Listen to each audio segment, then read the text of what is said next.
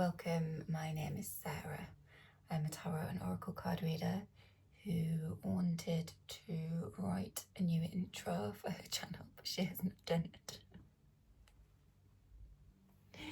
Continue to be awkward with the one I've already got. I'm Sarah and I am a tarot reader, and these readings that you see online are collective, they are general.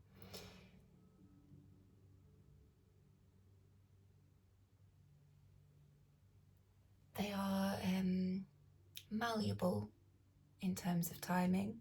There is some kind of seasonal and astrological indicators of timing in this particular spread, though. So please do pay attention to those. And yeah, please use your discernment. It's an open general message, so it might not be for you. It might just have sort of bits of it that are resonant and bits that aren't.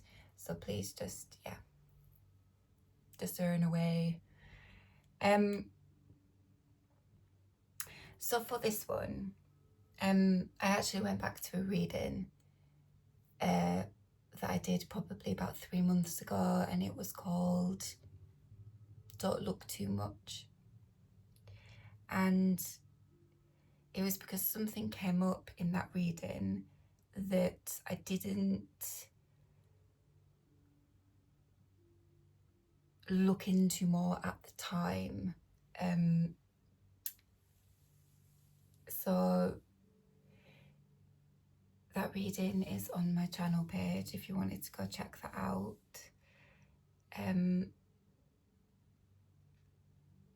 Don't look too much. But the thing that came up in that I've very much kind of felt the pull to go back to, so I have. The thing that came up was parting of the Red Sea, right?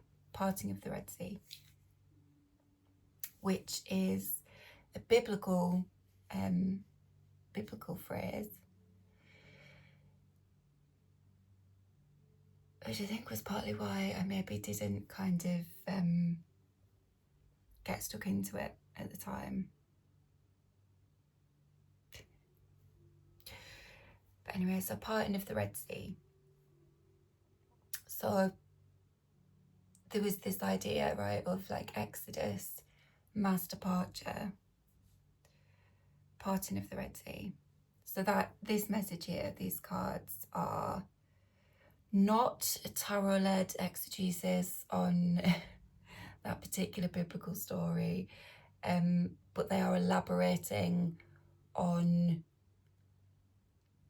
it in relation to that previous message, right? Don't look too much. There's something in that message, maybe not the whole thing, but there's something in it that has led here, right? So I meditate with the cards. I also kind of have other notes. I kind of do a little bit of research as well, as and when it's necessary. So I've got notes on my laptop, quite a lot of notes in this particular instance. So that is why I'm kind of doing these lovely glances in this direction. So, parting of the Red Sea.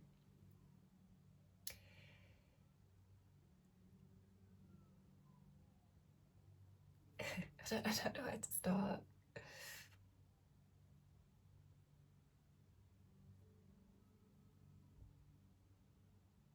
Okay, there's something in this message, right, about like priming the way, priming the way, especially if you are feeling, or if something is kind of bound up, coiled, right? So that's partly there in this first card out was the Devil, which has that in it, right? The kind of bound, being bound.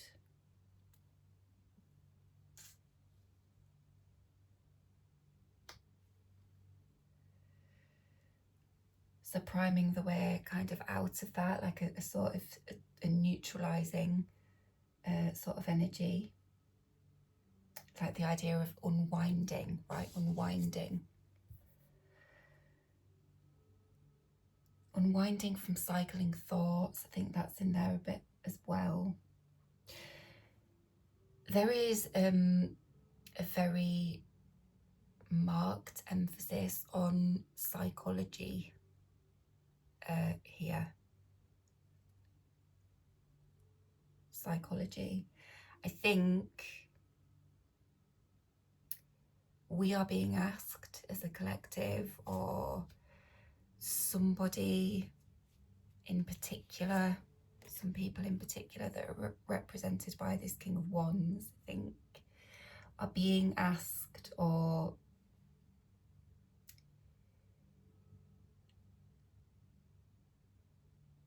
they're perhaps being headsed up a bit to consider the psychology. So it's like an answer to a question.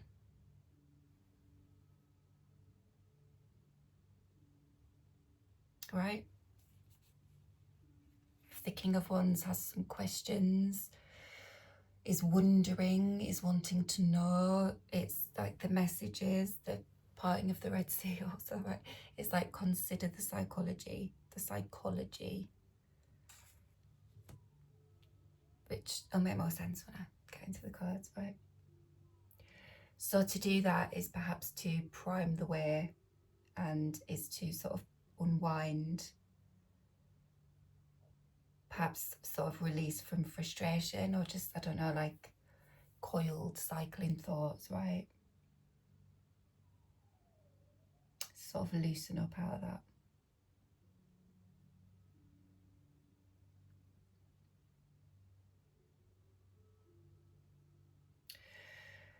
Right, so parting of the Red Sea, from Exodus 14:28, right? Then the waters returned and covered the chariots, the horsemen, and all the army of Pharaoh that came into the sea after them.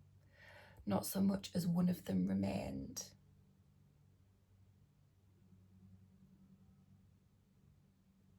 So the parting of the Red Sea is Moses, the prophet, teacher, leader figure, Moses, who had lived as part of the Pharaoh's household, is that in Egypt, but had seen what was going on there and didn't want anything to do with it.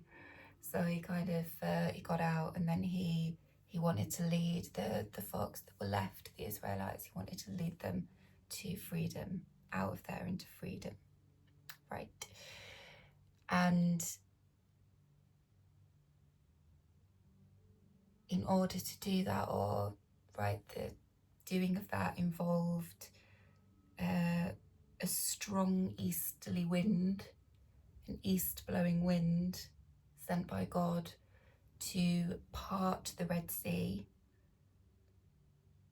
so Moses could lead the Israelites, right, through. So that I've just read.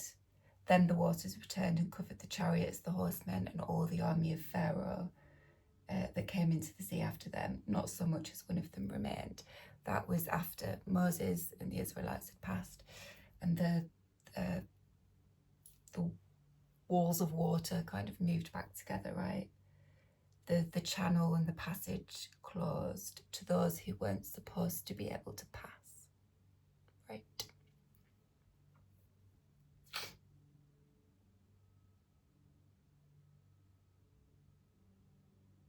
So there's another quote.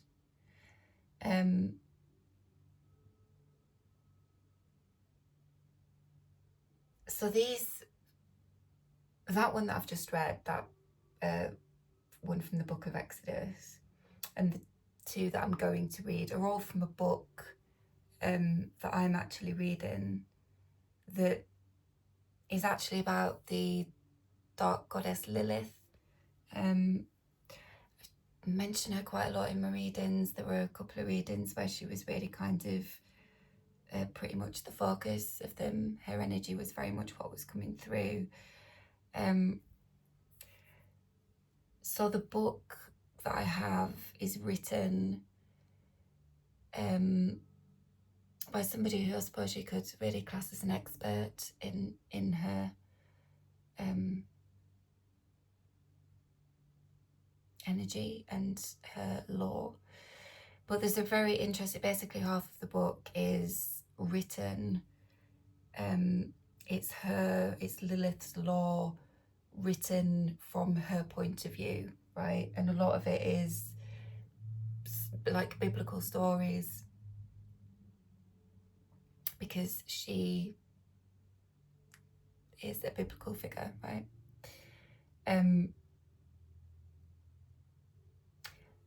So some of what I'm going to read is from that book, right? So it's kind of,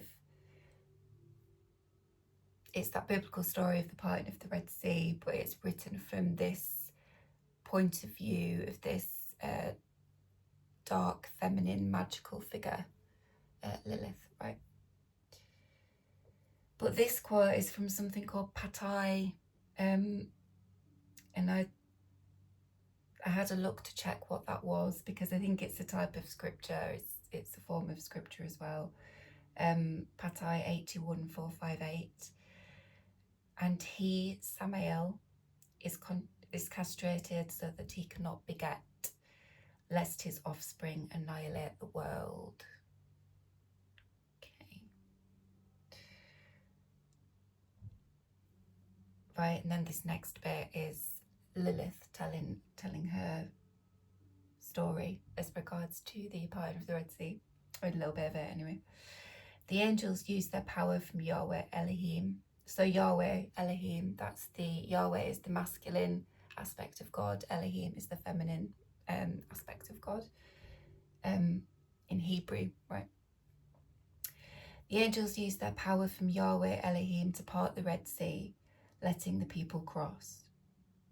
The multitudes walked along the dry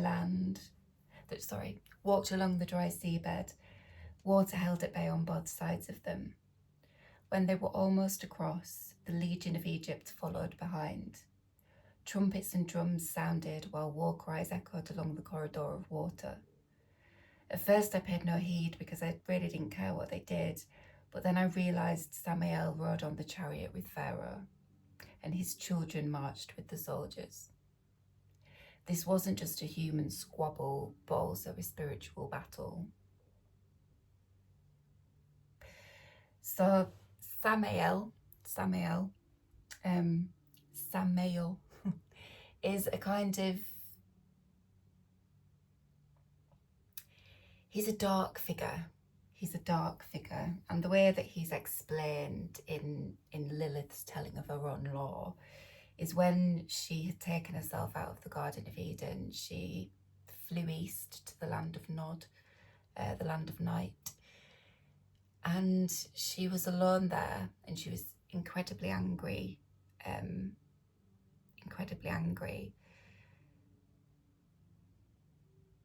and lonely. And in her anger, she's a very powerful figure, right? And she didn't lose her magic when she left the Garden of Eden. She's a very powerful figure. And in her anger and in her distress and in her upset, she wanted some company. She was lonely. She wanted a friend, basically. And she used her magic to create someone, and she created Samael. But really it was an aspect of herself that she sort of detached from herself, right? And it was Samael.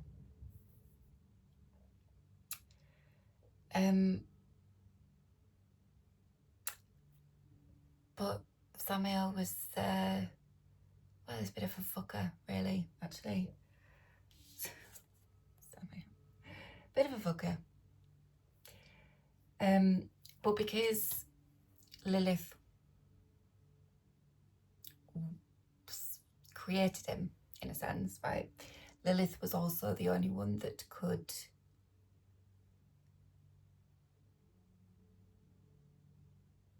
battle him or defeat him, right? That was all. And as far as I've got in the book, I don't think there is the ability to destroy him, but she can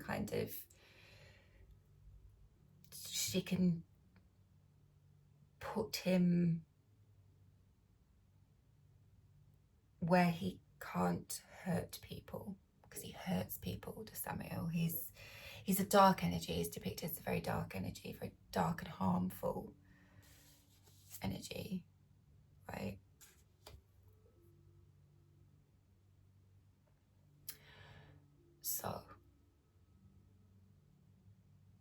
So Samael was helping the pharaoh try and stop the slaves, right? When they were trying to escape.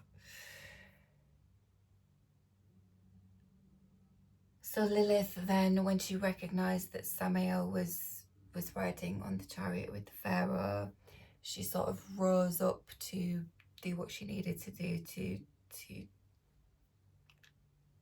stop him, right? To stop him.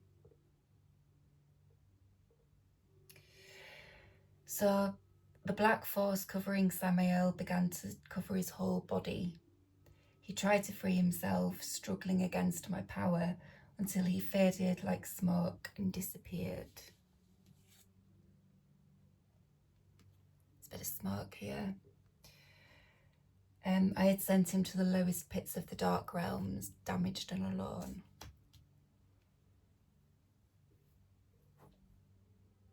Okay, where he can't do any harm.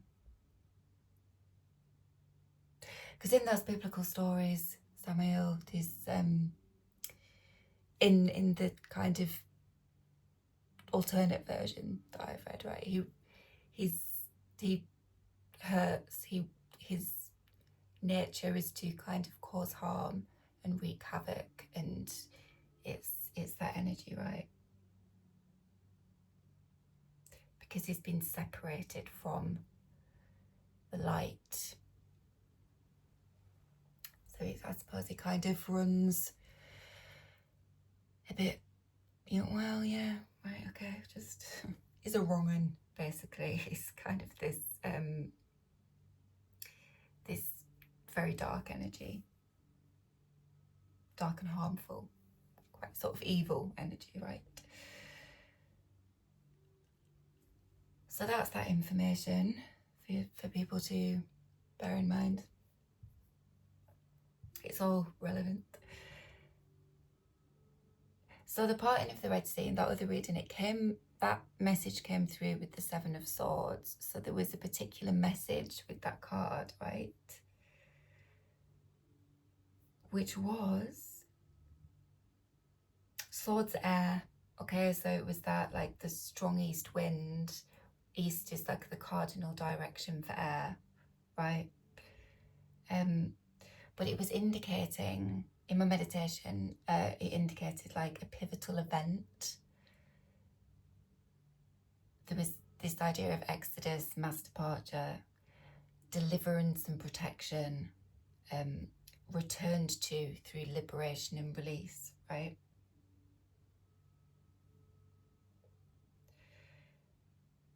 And then I got, each has had their battles that a kinship fails to give a true impression of. So kinship is like a sharing of characteristics or origins. It can mean like blood relationships. I'm going to say though with blood, because chatting about blood in a minute, it's kind of metaphorical, okay? I think it's more sort of it's symbolic. And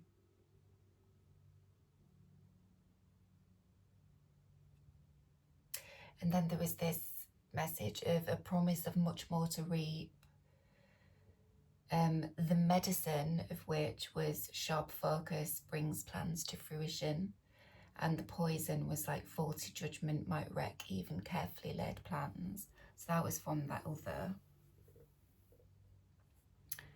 message, okay? Just written it here again to confuse things, hopefully not. I've sat for quite a long time. I pulled these cards I'm recording on, so the 23rd of October. I think I pulled these cards at the beginning of last week, and I wasn't feeling at all up to sort of doing the work needed to doing the work. I just didn't feel up to it, which means I've had the message open for a while, and I've got quite a lot of information, and that which is great, but it can be hard to kind of communicate. I think, well, it just can be. So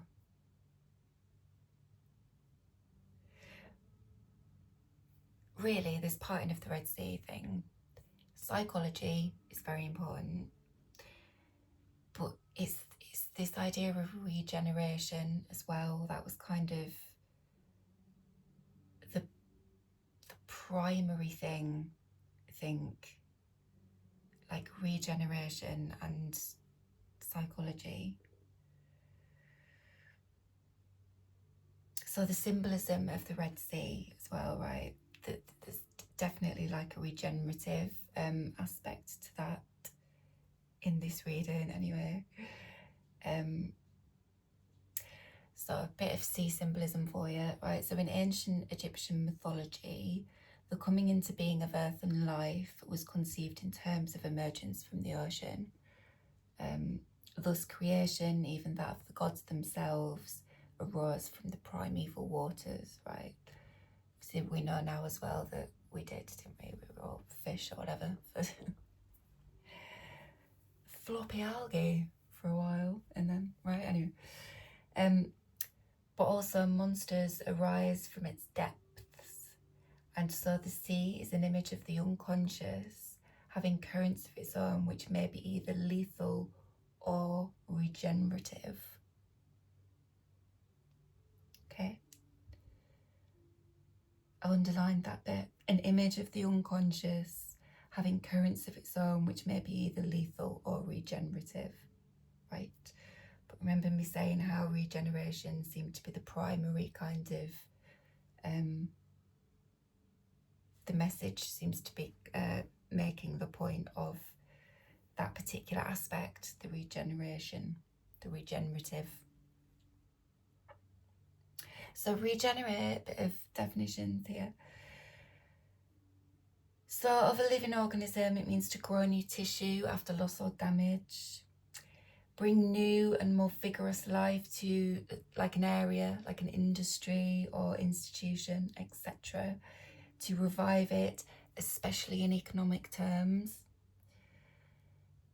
Mean to bring into renewed existence, to generate again. But it was these final two that I've put in bold, right? So especially in Christian use, because we are elaborating in some way on a biblical story, right? So especially in Christian use, regenerate means to give a new and higher spiritual nature to. Reformed or reborn, especially in a spiritual or moral sense. So I've put those in bold. Okay. The sea is a symbol of the dynamism of life.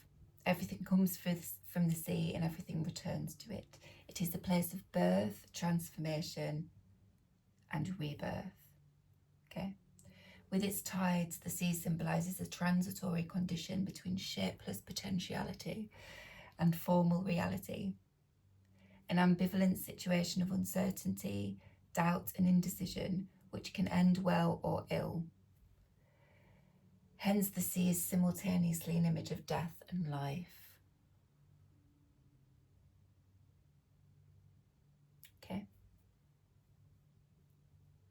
So that's the sea. Also, I've taken quite a lot of this information out of a book that I got a few years ago, but I've not looked at for quite a while, and so I got quite into it.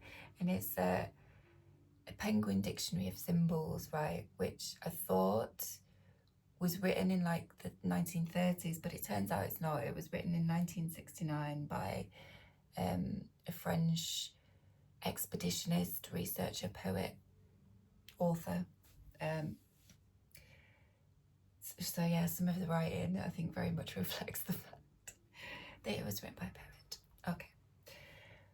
Right, so that's some sea symbolism, but red, because we're talking about the Red Sea, okay? Red is the colour of fire and blood and regarded almost universally as the basic symbol of the life principle. Nevertheless, it possesses some symbolic ambivalence. Bright red is diurnal, male tonic, stimulating activity. Feeling to hold up this King of Wands, such things would be represented by this here archetype.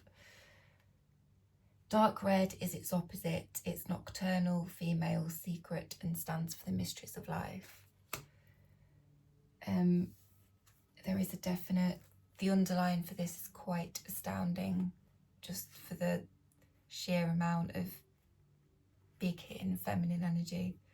We've got the Queen of Pentacles, the Moon, the Queen of Swords, the Empress, and Justice. So much feminine energy. I will perhaps go into that a bit more if I've got time in what I'm already feeling. What I already feel is going to be quite a long reading. Okay, so below the green of the earth's surface and the blackness of the soil lies this redness, preeminently holy and secret. The mystery of life hidden on the dark floor of the primeval ocean depths. Dark red is the colour of the soul, of the libido, and of the heart. It is the colour of knowledge and esoteric lore, and is related to the womb. The wine-dark sea and the Red Sea derive from the same symbolism, standing for the womb in which life and death are transmuted into one another. It's an initiatory colour, right?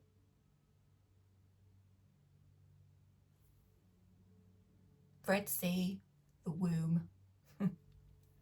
Symbolically. Right, okay.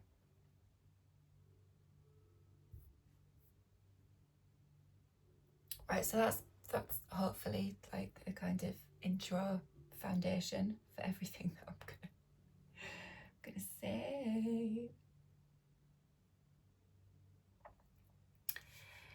So the Devil was the first card that came out. Okay, so I had a look at the Hebrew alphabet for this, and Ayin, A-Y-I-N, is the Hebrew letter that is ascribed to this particular energy, right? So Ayin means eye, okay, or one of its meanings is eye, right? So through the eye, our inward being looks out at the world. For this reason and numerous others, Ayin has traditionally been associated with the meatus, which is the opening tip of the penis. Okay. Ayin also means fountain, source, spring. So it's got a very masculine vibe about it, people. Okay, very masculine vibe. So in my meditation, I've got the one that you don't get very much from. One-way proposition lacks reciprocity. Cannot reciprocate because heavily bound. Doesn't have the capability to move in the sense of respond or like response, right? Response is movement, a response that would in turn move something else. capital letters. Consider it like moving parts of a machine.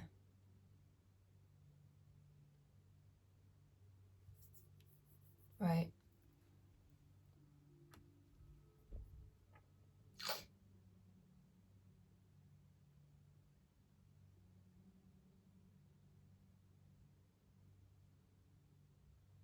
Yeah, well, moving parts of a system, a machine. So what I was kind of understanding this as was a quite, in some way, dominant kind of structure that, so that structure, but also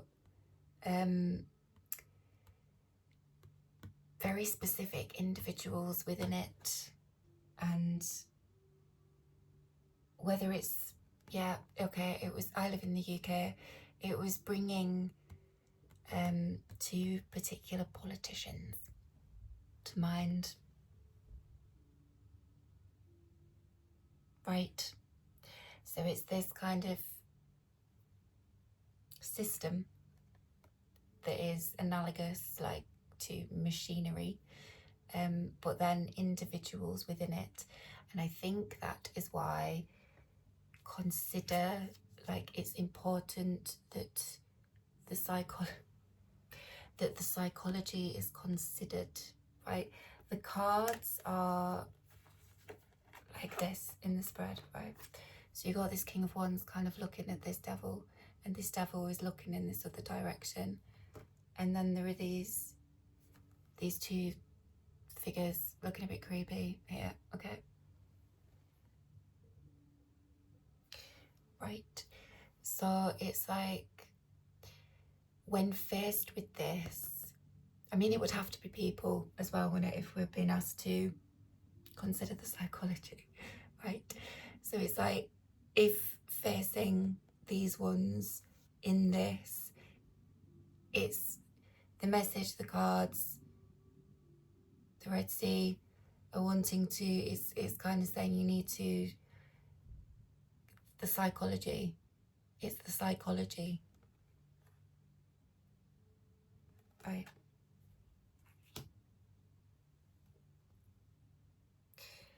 Because, right, I will get into it.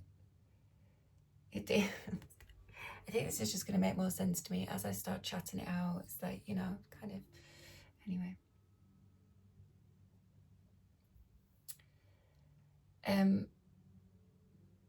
There's something, right, about this, about being unable to consider things in the abstract. As in, they're not able to do it.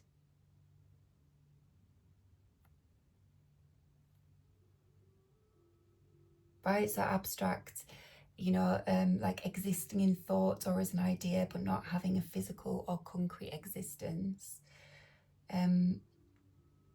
Considering something theoretically or separately from something else.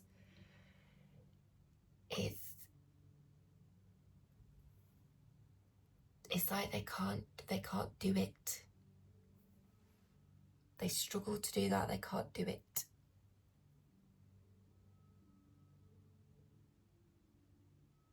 Like, not necessarily like a refusal to, it's coming through more like they can't do it.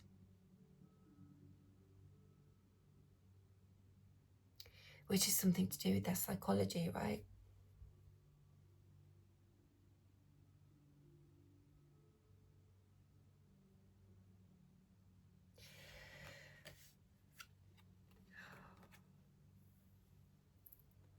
Oh, we're out of time already. Okay, so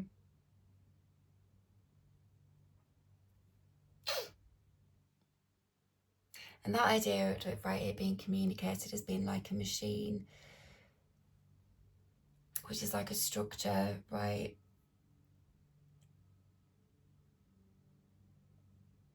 And people in it would be like moving parts in the machine.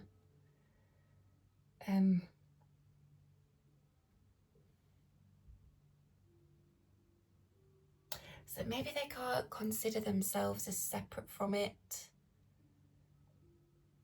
They can't separate themselves from it. So they can't,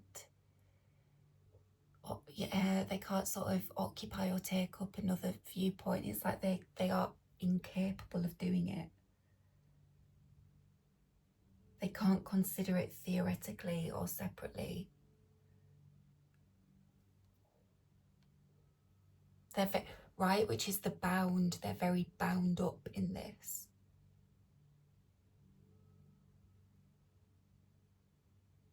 They're very bound up in this. In like an unhealthy way, man. This is kind of coming through in a few different ways, right? But that is there, this kind of unhealthy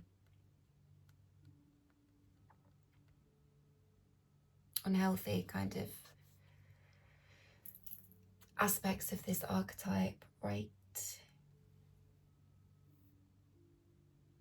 Like bit of the Samael vibe that I was talking about at the beginning.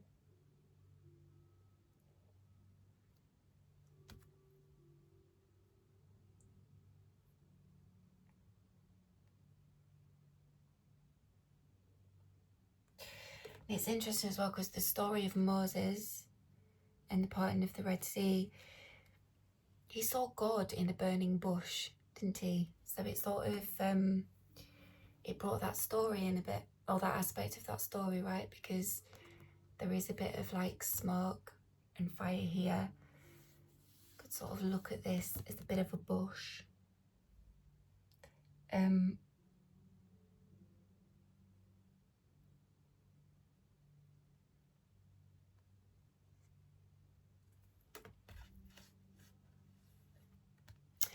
That brought in a phrase, right? Oh, I hope this is going to make sense. That brought in a phrase, right? Partly because there's a card in this deck. It didn't come out, right? But it brought in a phrase. Deux Ex Machina, right? Which is like, it translates as God in the machine, right? And in ancient Greece, it was used as like a kind of plot device to basically bring an ending to a kind of play, whatever. But the thing about them is that they specifically served that purpose, right? If there was a really long ass play that had been going on for a long time, suddenly it was just like, this play needs to end. They'd kind of drop in a Deux Ex Machina, right? But it was usually completely unrelated to any of the plot. It was a device specifically to end the play. So there's the God in the burning bush thing and all of that was actually more like this idea of, right, God in the machine.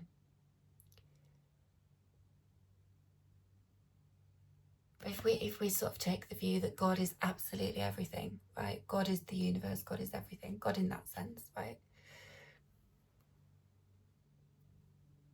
Or whatever.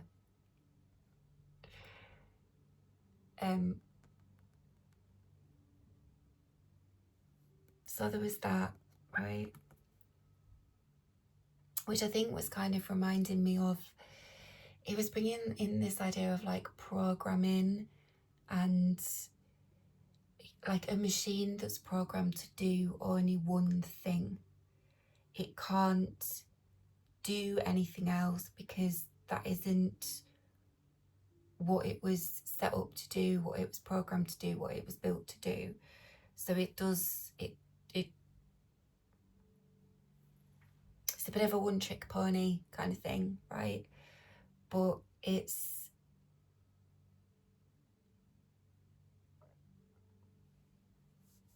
it's like it's unhealthy. Just gonna pause. Okay.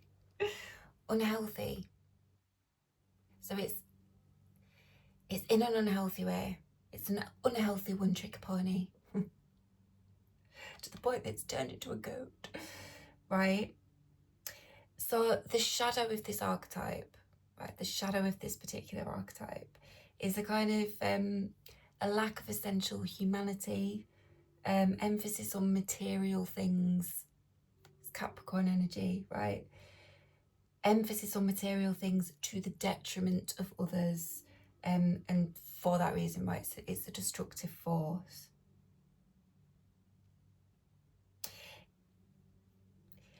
With it, there is a possibility for spiritual understanding, but there's also like a tendency of vacillation and pettiness.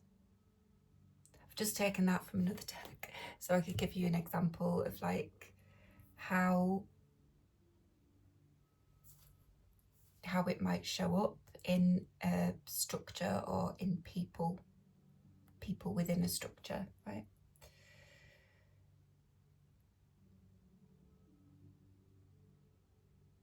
And because it's right, so it was communicated to me in my meditation as like, consider it as like parts of a machine, right?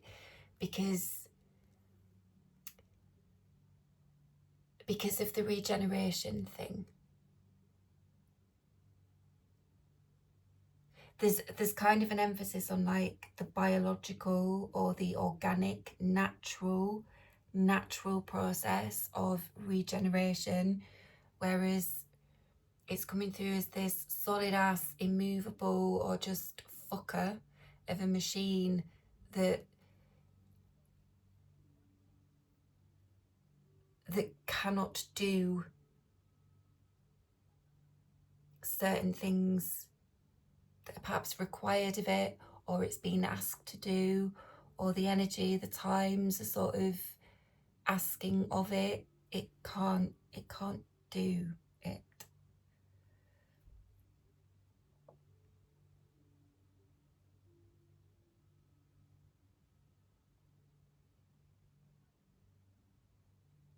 So a system as well. A system. Right? I've written a group of powerful energies that transmit a force and or direct its application. So it's a powerful energy, but not necessarily, or likely not actually, a particularly beneficial powerful energy, right? It's coming through, it's got this dark vibe to it, like a dark energy. It's got dark energy in it.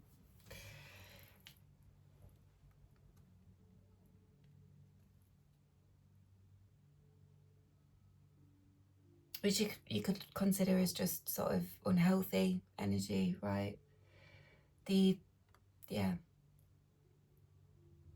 But it's being communicated to me as like it's dark. It's got this kind of harmful shadow vibe to it, right? So a group of powerful energy that transmits a force and or directs its application. Which means, right, whatever is harmful about it could be propagated through the actions that it's programmed to take, the thing that it does or the thing that it doesn't do, whatever, right? So Samael, what was that right at the beginning about castrated so he cannot beget lest his offspring annihilate the world. Okay, so the offspring would just be like harmful shit, right? Harmful shit. So the parting of the Red Sea, right? Stop the propagation of harmful things.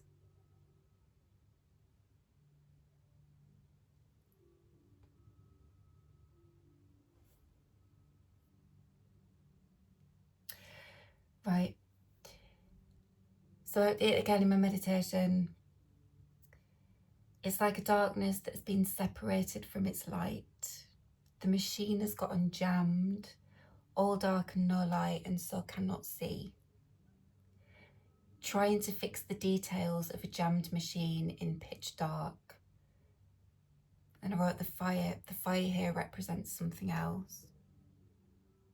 Or the fire, sorry, because it came out with this fire card. This represents something else.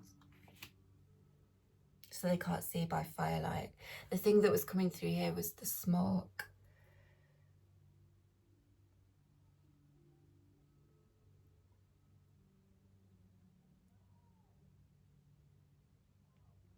Yeah, right. And then so because of these figures, it was like, it had this sort of energy of like infestation, like this creepy, like a creepy kind of infestation. But I asked, what's the infestation? I got the Ace of Cups, but it kind of came out. The Ace of Cups, right? So to continue with this reproductive metaphor of, right, Samael being castrated, lest his offspring annihilate the world. The offspring would be sperm initially, wouldn't they? Which, so that was kind of coming through here. So this is like the moving parts of the machine are akin to an infestation. What's the infestation? The fucking, like, the seeds of darkness that would perpetuate or propagate the darkness, right?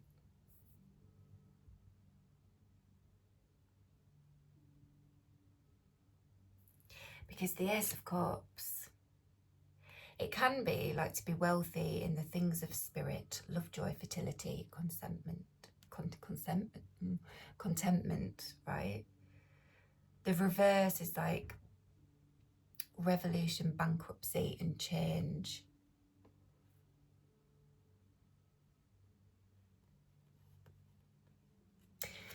Right, morally bankrupt. It's got this kind of, that kind of vibe to it.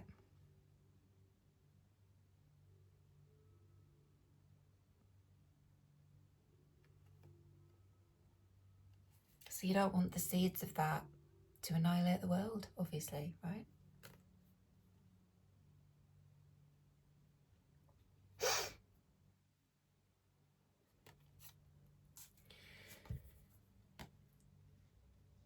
But then, right, so then I just started getting the idea of like fumigation because of the smoke, right?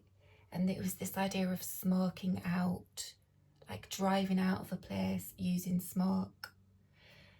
And then I got the problem holds also its own solution.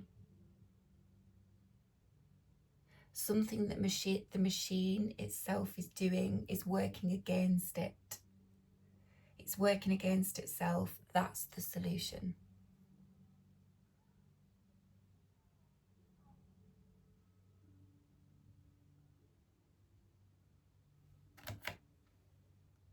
So it's affecting its own fertility, isn't it? It's working against itself. It's affecting its own fertility, metaphorically speaking. But right, fertile, like abundance and like generative energy and regenerative energy.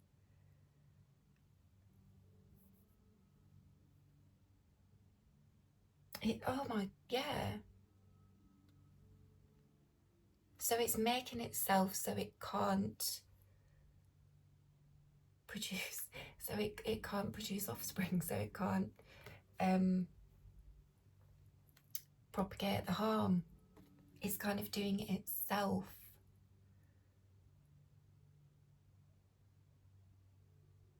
And then when I asked about the solution, because I think at that point I wasn't particularly clear. That felt like a bit of a understanding there. Got the Two of Rods. Asked what the solution was. The Two of Rods, the Six of Swords, and I had this Ace of Swords underlying, right? So the Two of Rods, though one holds the world in their hands, in the sense of wealth, dominion, magnificence, sadness is still indicated.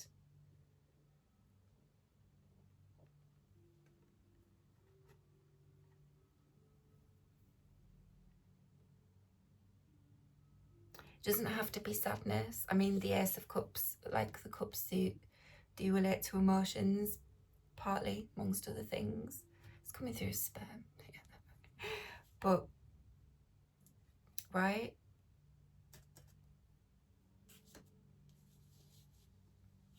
So it might have dominion, it might have wealth, it might have some magnificence. But it's like, not happy, it's not kind of functioning as it should, it's not, right? It's jammed, it's a jammed machine. And then the Six of Swords was this idea of like journey by water, but like metaphorically, right? Because we're talking about the ocean or the symbolism of the sea, right? The solution. Action towards resolution of difficulties, perhaps through another person.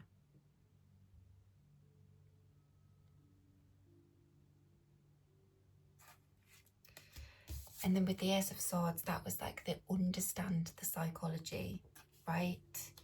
Because this is Two of Wands, rods of wands, and you've got this King of Wands here, right?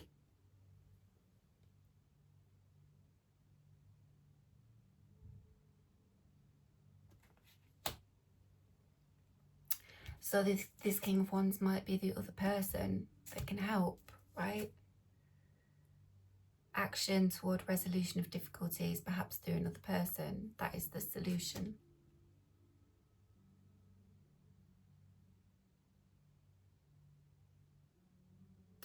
Because this King of Wands was actually coming through as like a figure who is independent from this, right?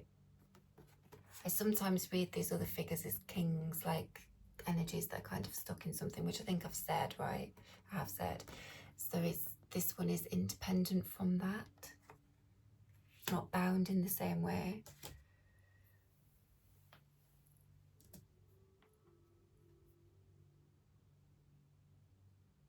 So quick about Capricorn before I move on. Capricorn, the 10th sign of the zodiac, begins at the winter solstice, which is the 21st of December, and then the sun is in Capricorn then until the 19th of January.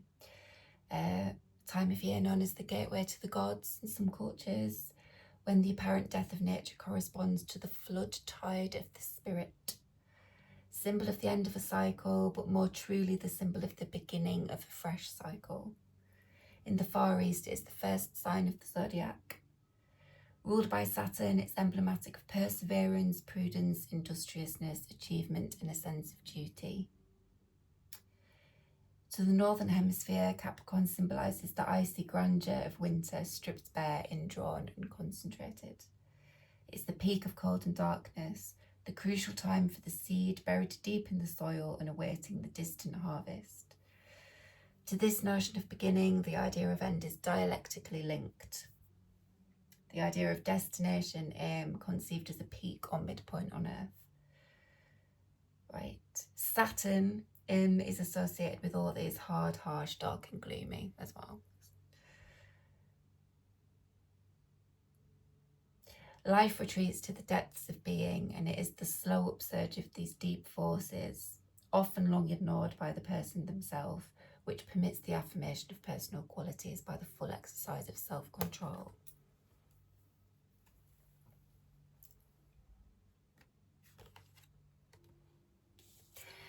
Right, so you could read this more positively, right?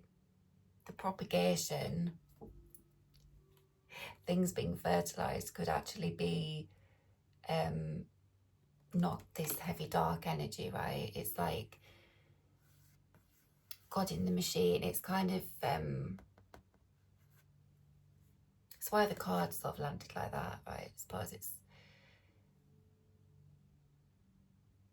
like it could go either way, right? It's sort of undecided.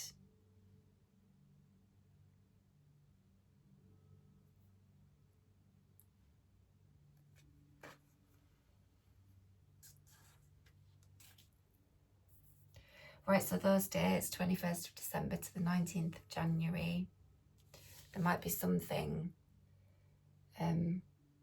specifically about politics, like UK politicians particularly. Yeah, like the two that you'd I think quite easily be able to associate with this. Perhaps in different ways, right? It's like they both have this kind of darker energy, but one is maybe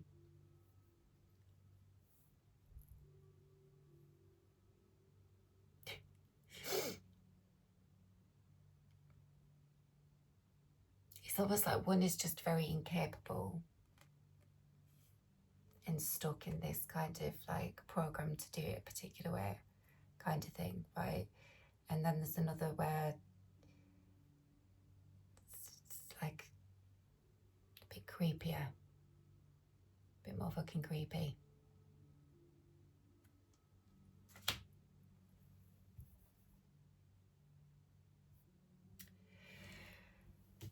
Right, because this fire card, this was like, this is the point where like machinery becomes like unjammed, right? Dejam the machinery. It's like something was kind of stuck in it, but it comes out.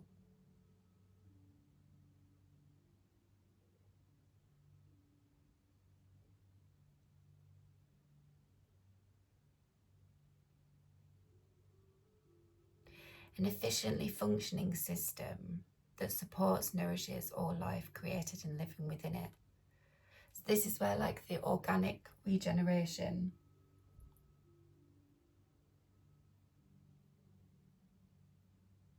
because right, it was right the parting of the Red Sea, and the red, right, and the regeneration. So it was the menstrual cycle, right? All this feminine energy kind of underneath, sort of indicating to me like this really natural regenerative process that has these different phases. You're always in a particular phase of the menstrual cycle, right? And each phase is doing its thing to kind of prime the way for the next phase, right? Right? And it regenerates, but it's this system that can support and nourish all life in it, right? Understanding this is to de-jam the machine.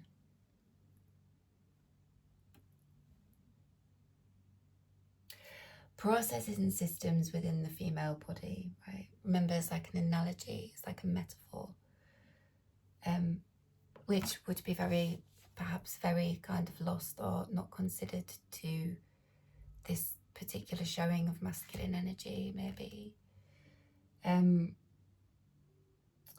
That world, that universe describes the breaking down of and regeneration of a life-supporting system. An efficiently functioning system that supports and nourishes all life created and living within it. Right? Which is what you would want from societies and things, right? Understanding this is to de-jam the machine. Analogous to the much larger system. But women will innately, unconsciously, somatically understand this cycle of destruction and creation. It is imprinted in their DNA, their biology. The genetic memory of humans is like a recording, a document, a script. The narrative, it's a narrative. It's a bloody neglected narrative. wisdom of the female body, which has been demonized and denigrated. Grasp that. You can grasp that. Because is this why it can't regenerate itself, or why it can't do something it really needs to do, because it doesn't understand probably like the most efficient, natural, beautiful, nourishing, supportive system there is, right? It's the womb, the parting of the Red Sea, that got everyone through, right? And then made sure that they couldn't be followed by the harmful ones, right?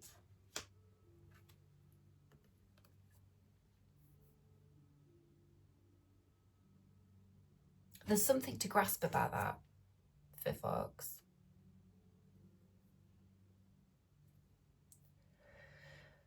Maybe more broadly, a kind of very masculine dominated society and structures and things like that, right? Just think of it in terms of regeneration and supporting.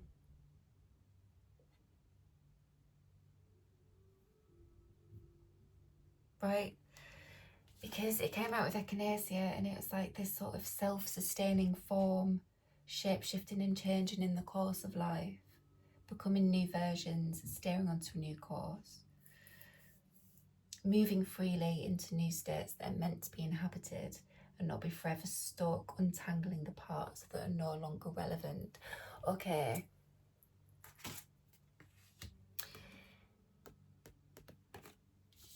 Is it worth trying to untangle whatever the right,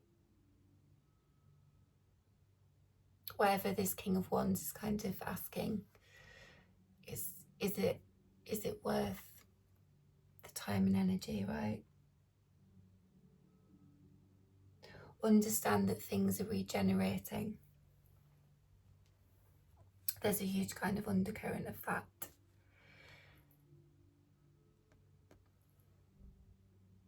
Oh, it's the psychology again, though.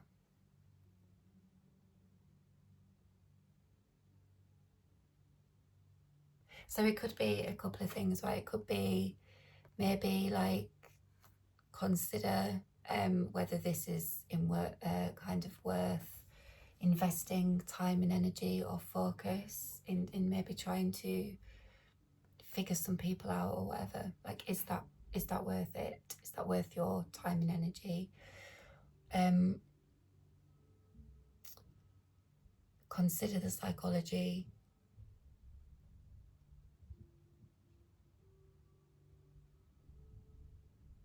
Or it's indicating that maybe something is going to change, because this regeneration, this idea of regeneration,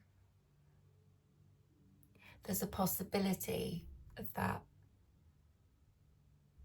That is possible. It's like, it's not impossible, but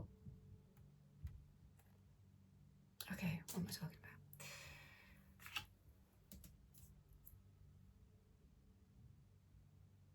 Yeah, because you don't want to be stuck forever untangling the parts that are no longer relevant.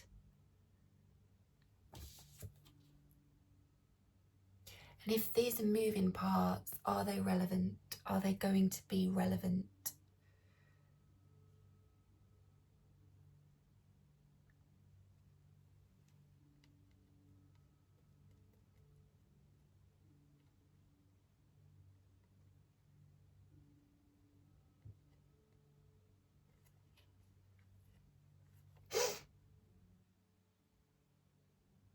Also, like a machine is like a device, isn't it? Plot device. Maybe this is supposed to serve a particular purpose that's not really fucking relevant to anything. Maybe its purpose is to just bring an end to something. Deux Ex Machina.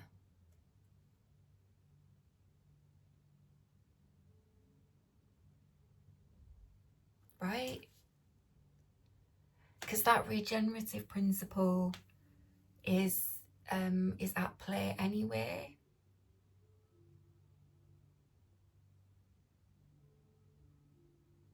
Right? So yeah, right.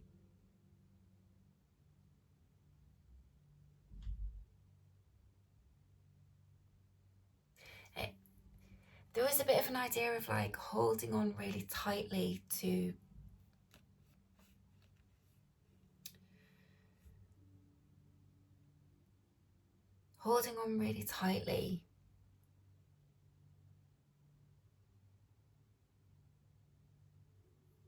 could be a bit of fear with the devil, could be a bit of fear, but holding on really tightly, right, maybe out of fear, but you hold on so tightly to something, there comes a point, doesn't it, like physically, where you have to let go. You can't hold on so tightly to something. Eventually you have to kind of let go. So perhaps that's what they're going to have to do, or right, they're going to have to do. Or maybe that's why it's working against itself, right? Unconsciously.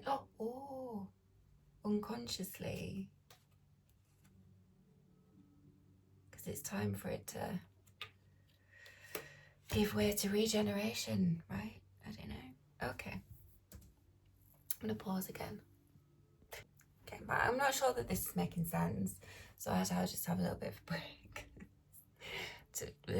Okay. Right, the next character out is this King of Wands, right? And he came out with Psyche. Consider the psychology, right?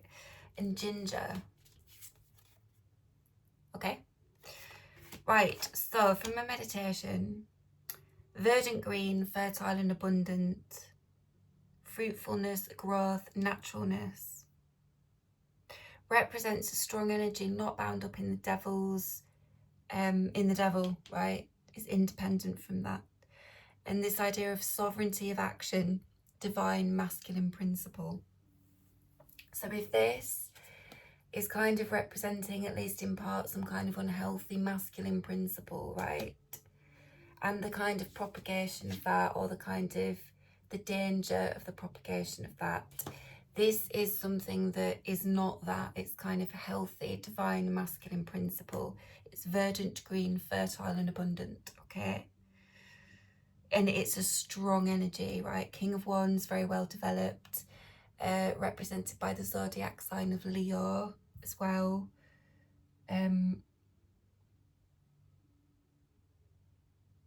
Yeah, there is this like vital strength. There's a bit of like catharsis, in the sense of a bit of a trial by fire kind of vibe, right? Which might be how they've built some of their vital strength. Might be how they're going to build some more vital strength, but they're already like, it's already like a strong character, okay? The strong character.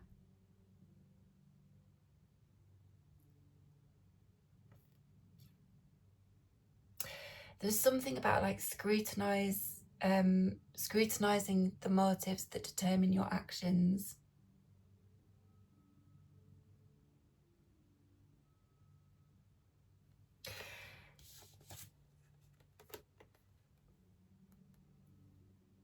So if there is some kind of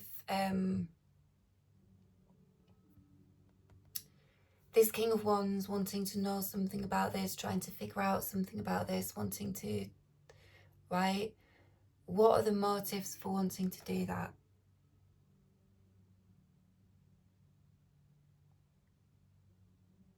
Right?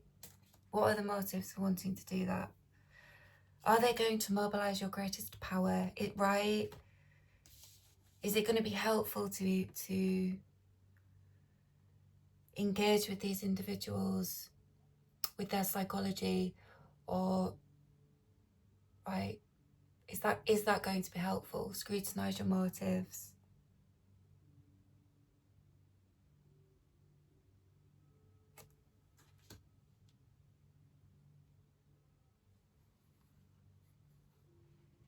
In doing so, you will be able to mobilize your greatest power,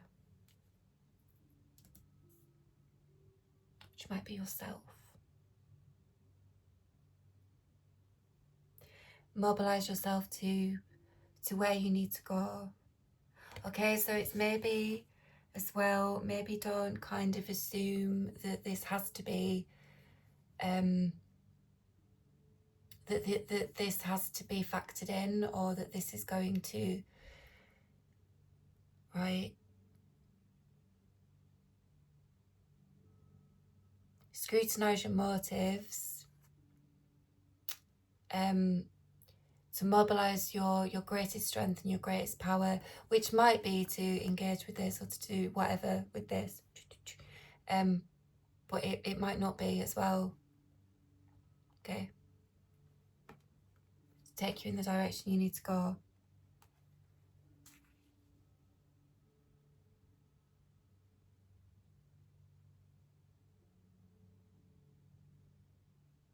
Because the parting of the Red Sea, they're all getting the fuck away from this, from this, right?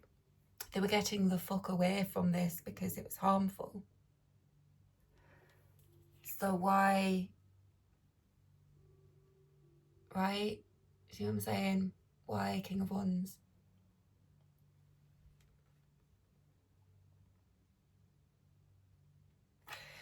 Because, right, sovereignty of action, divine masculine principle.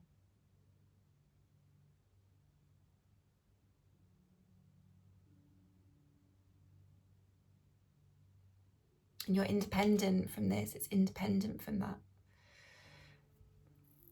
Consider whether, right, it's, yeah.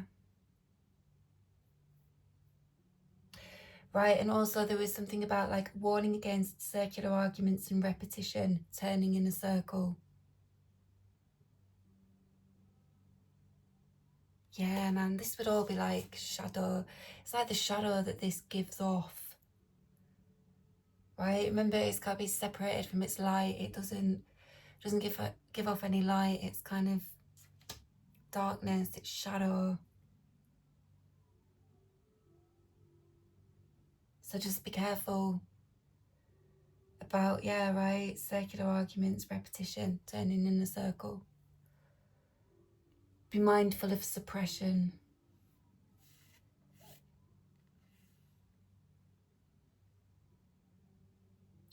Sovereignty, right?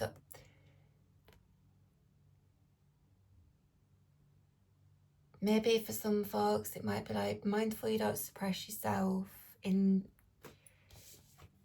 whatever dealings you have with this, right?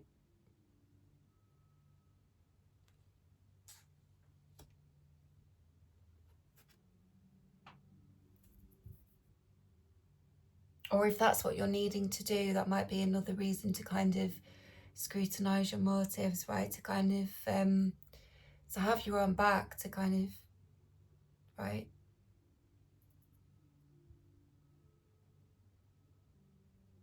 The task of coming to terms with light and shadow, maturing through experience. Okay. Right, because regenerative energy, that's there with this one. Generative, regenerative, verdant, virile. Virile. Healthy propagation. There's a lot of sperm in my reading. Okay. Wealthy in the things of spirit, love, joy, fertility, contentment. I mean, revolution and change as well can be like really healthy. Okay, but that would be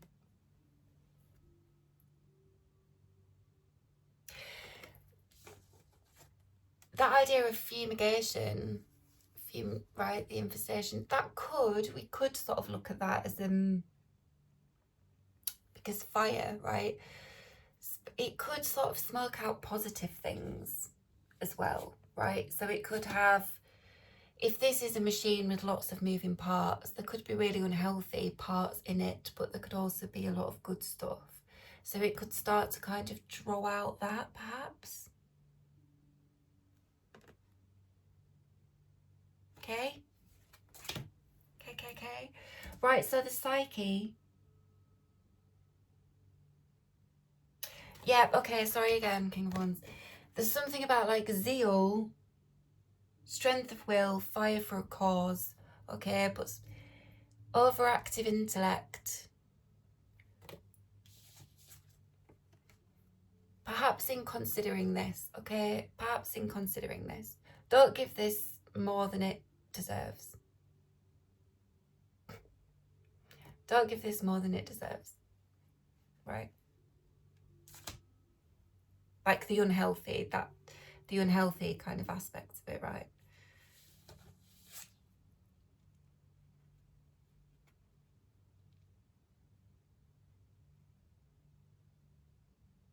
This sort of unhealthy psychology of what is, to some extent, coming through here is like politicians.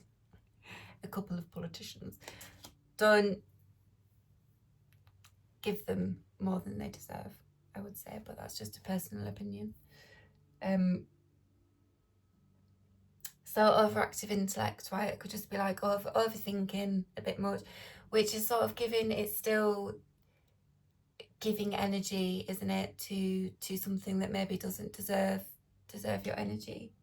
And that would be the kind of turning in circles, so circular arguments with yourself, right? Okay.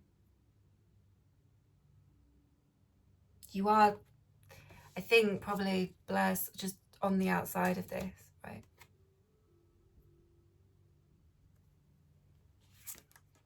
Don't let it get to you.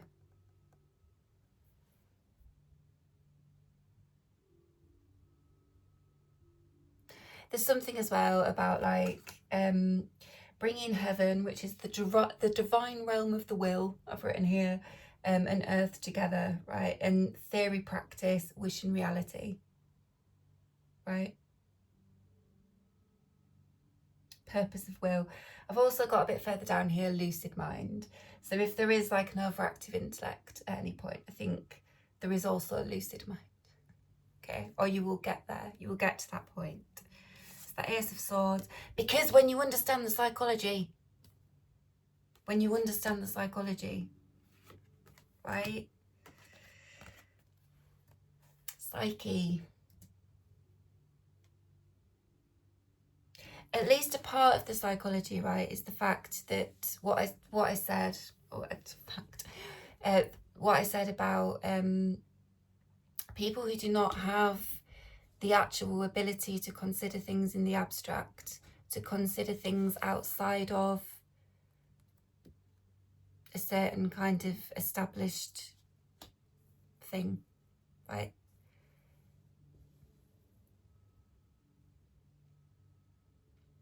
It's like if they can't see it, if it's not in front of them, they can't understand it.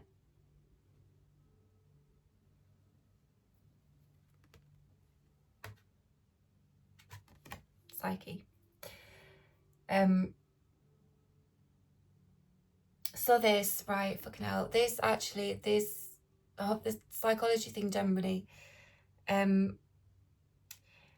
was really strongly reminded of like an interview that I watched probably about 2 months ago, and I can't remember the author's name, but I remember the book he wrote was called Sad Little Men, and he was being interviewed on the release of that book, and it's basically about his time in the UK public school system, which he entered into when he was 8 years old, being separated from his parents, being sent to boarding school, and then staying in that system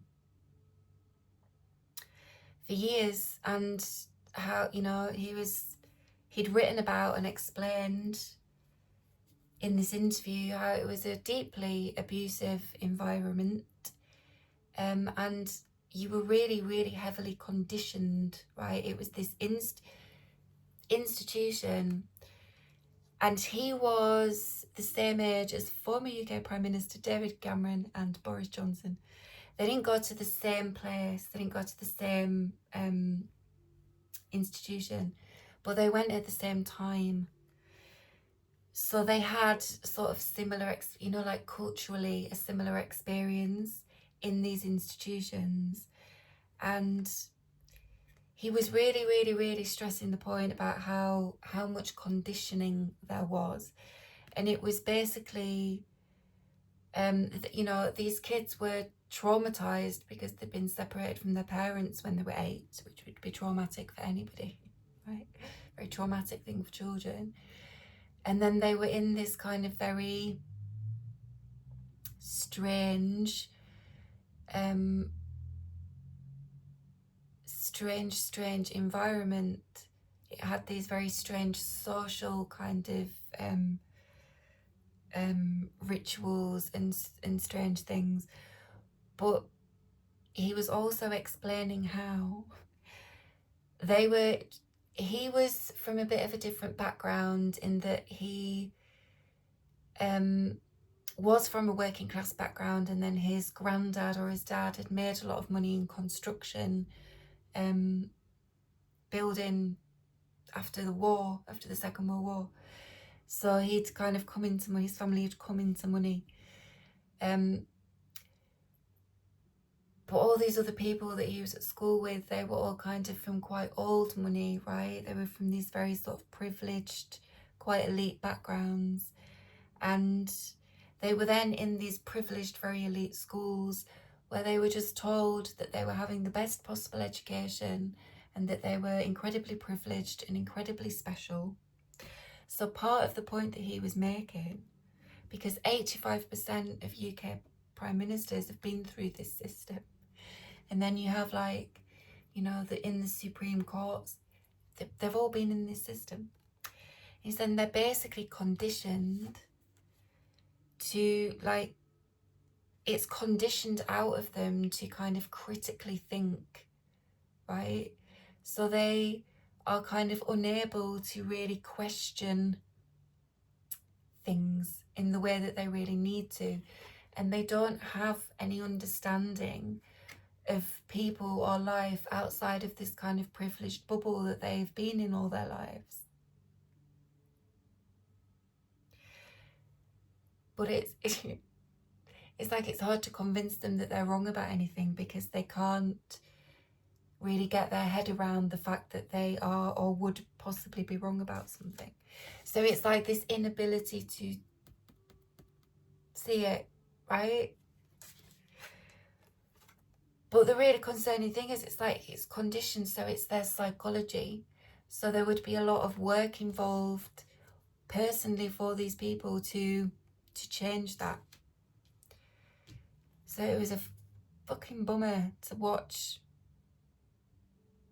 Initially, I kind of, right, yeah, you just had that, a sense of like, fucking hell.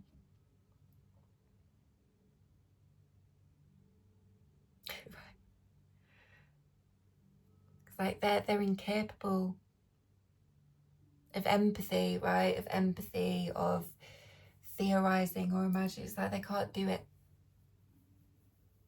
A lot of them can't do it because they've been conditioned so heavily in these abusive institutions, and actually the basis of all of that was a traumatized child. So it's awful, bloody awful for them, for everybody, right? Because then they act from that, and they act in these really harmful ways. And some of them are just quite nasty, right, as well. Not everybody's a nice person. Right, so Psyche came out with the King of Wands. So Psyche, the human soul, mind and spirit. It's from the Greek and translates from Greek word, Psyche, and translates as breath, life, soul. So she was the goddess of the soul in Greek and Roman mythology, right? She was a mortal princess. She was very beautiful, but she sparked the jealousy of Venus, and Venus's son, Eros, fell in love with her, right? The story, the Golden Ass, her lore is in the story of the Golden Ass, right? But she had to, Venus made her kind of undergo 4 trials right? She had to undergo these 4 trials. And the thing that wasn't anticipated by Venus, right, who was being nasty in sort of making her kind of do these trials, was that a lot of characters and figures helped Psyche, right? They helped her. So when she was given the task to sort this enormous amount of mixed grains, a colony of ants took pity on her and sorted the seeds for her, okay? When she had to gather the golden fleece from man-eating sheep, looking a bit woolly, from man-eating sheep, a reed on the riverbank advised her to wait until the sheep were asleep and then collect the wool on the nearby bushes, right? So nature was helping. Nature was helping. Okay. Her 3rd trial was fetching water from the river Styx, which is the river of the dead, right? So she had to get a flask of water from the source of the river Styx, which was located on a dangerous mountain peak. And an eagle, Zeus sent an eagle and who filled the flask for her in just like a single flight, right? And her 4th trial was Journey to the Underworld, where she was tasked to ask Queen Persephone for a box containing some of her beauty, because Persephone was this incredibly beautiful. They're all very beautiful, all these goddesses, right? So for that one, a tower provided Psyche with instructions on how to safely navigate the underworld and approach Persephone. But then also Persephone was very moved by Psyche's journey and so gave her the box. She just gave her the box.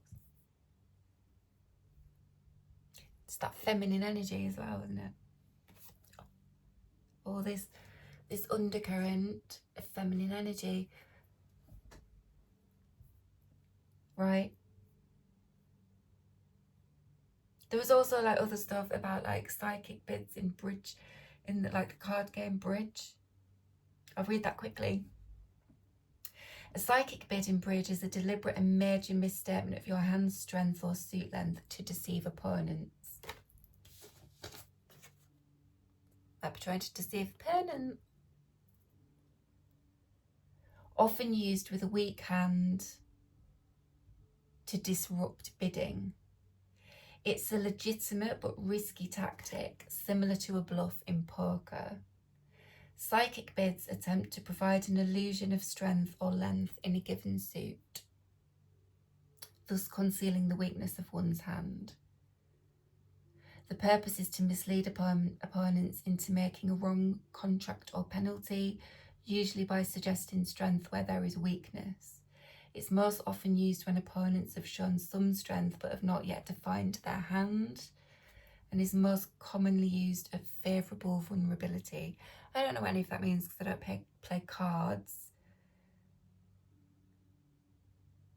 Well, that's not true. I just don't play cards. But you can see how some of that, perhaps here, this devil energy, right? Or that sort of deception, illusion, that trickery, that would be the kind of shadier aspects of this, right?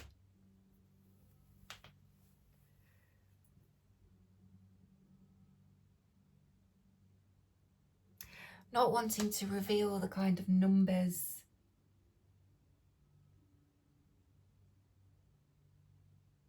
right?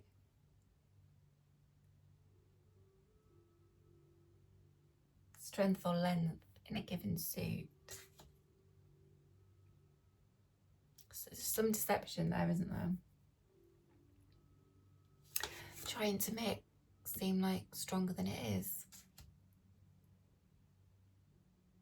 Because it isn't able to regenerate. So it's in trouble, right? Because it can't regenerate. Because that's required of it, or that's what's being asked of it. but it can't do it itself. It wasn't programmed for that. It can't do it itself.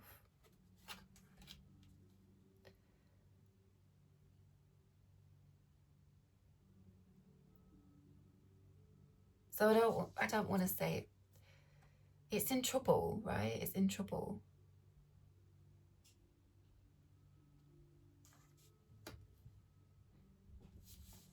The machine and the things in it.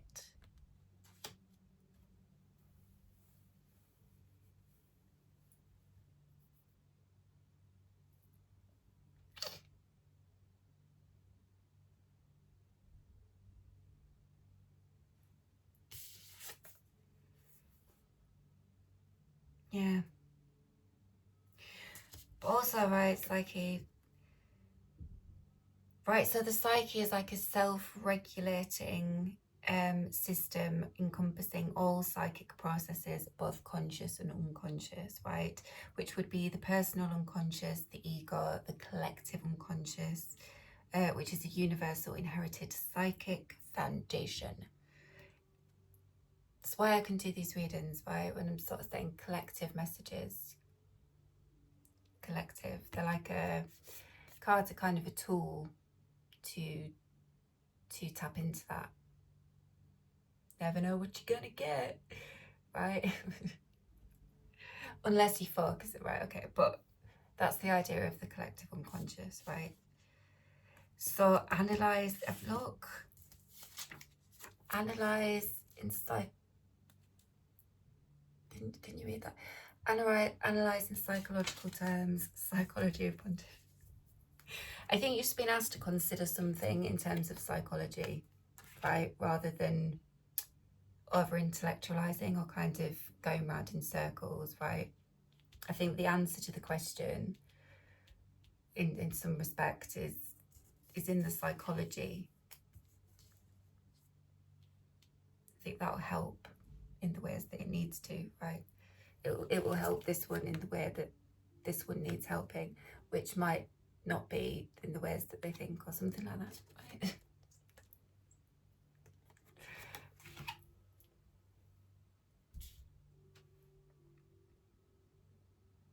The reasons might not be what you think. Or, right? Oh, I don't know. Psychology.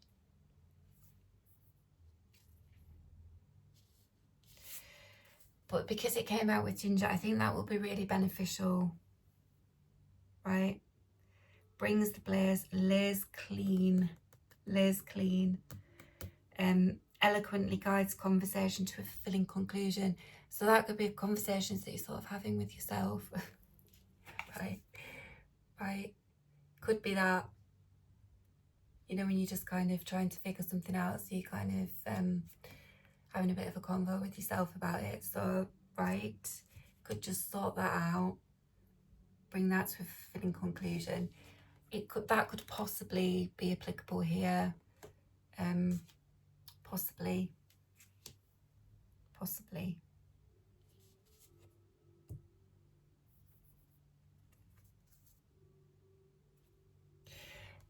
I mean, you do get with this the idea of like working together.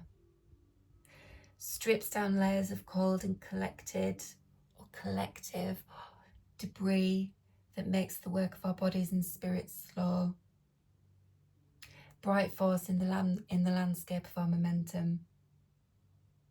Helps to move us forward by bringing down inflammation in resource-consuming tissues, ideas, and relationships. Right? Yeah, okay. It's what ideas do you have about this? Are they consuming your resources? Because they're precious resources, okay?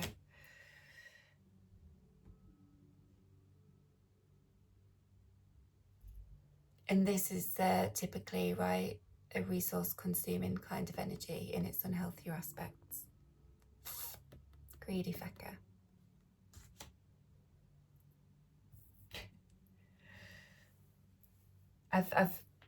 I've underlined and put ideas in bold though, so I think that might be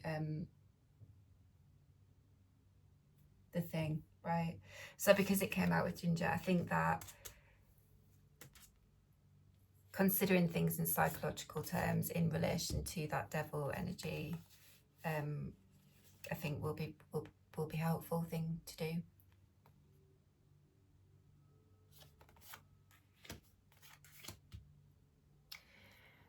Okay. Right. So the next card was this Ace of Wands, came out with Feeling and Chaparral. Okay, so with the Ace of Wands, my meditation has got the opportunity will come. It's willed to come. The universe responds to the true will. The new will. ... Right? So I don't know whether that means like the new will. Something, right? Because aces are the start of the suit, right? They're kind of, the Ace of Wands could be like a kind of spark of energy, like quite a powerful kind of initiatory kind of point, right, in the realm of fire. It can also, all aces can be indicative of an opportunity. So we've got the Ace of Cups over here. Ace of Pentacles coming up. We've got all the fucking aces. We've got all the aces. Oh my god. We've got the Ace of Cups. It's got the Ace, right? Wealthy in the things of spirit, love, joy, fertility, contentment, revolution, bankruptcy, change. So depending on whether it's light or shadow there, right? And then when we understand the psychology, that was the Ace of Swords. That's a really powerful kind of energy of kind of insight, you know, when you just fucking understand shit. Just kind of comes in very certainly. That's that kind of energy. Discussing the Ace of Wands here, and then we've got the Ace of Pentacles coming up. That's all 4 aces.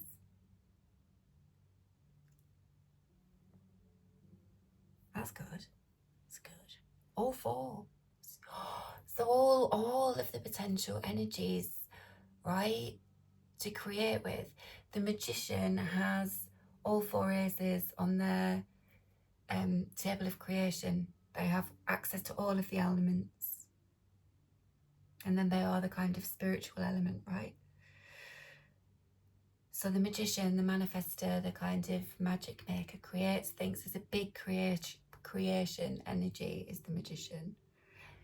Associated with Mercury, discussed that in my last reading. I think the reading before.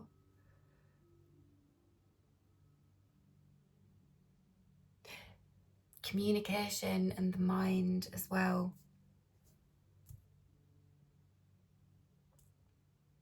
All the elements there to create with, and right. Right.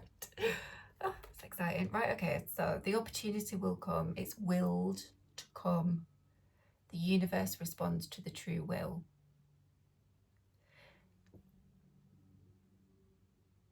The new will. N-E-W, the new will. Maybe the new will respond to the true will. What? The new thing with all these aces. The new thing.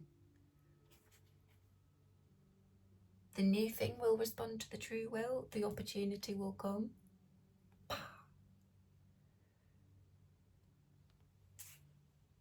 Right? Yes. Oh, okay. And it matches it, right? It matches the element of this King of Wands.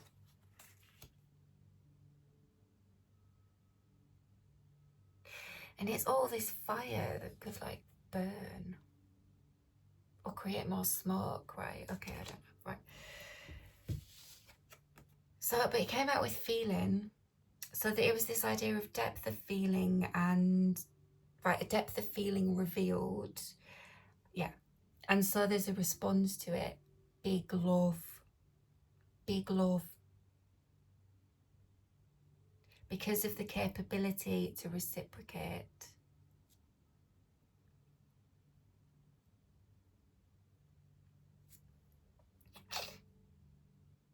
the action of feeling. And then it was interesting. I wrote, you can't see what you can't recognize. You can't see what you can't recognize, right? And then you can't recognize what you don't understand, but we understand much unconsciously, and the unconscious is often felt, right?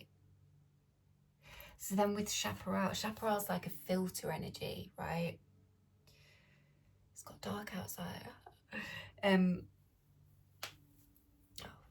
is the lighting all right in the video? I don't know. You don't do that, like I'm wafting smoke out there. What the fuck? Right, okay. Chaparral's like a filter energy, right? So it filters out what you don't need to understand or hold.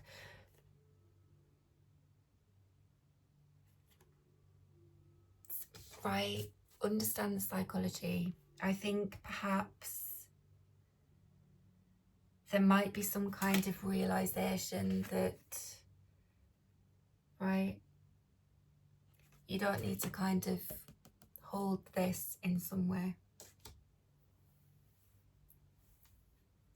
Maybe, right? And then capital letters, very important. Understand how you feel, remember how you feel, right? Understand how you feel, remember how you feel. 33 as well, just because it's a 3-3.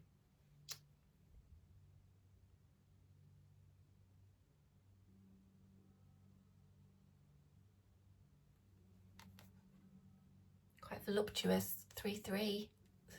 There's something there about that.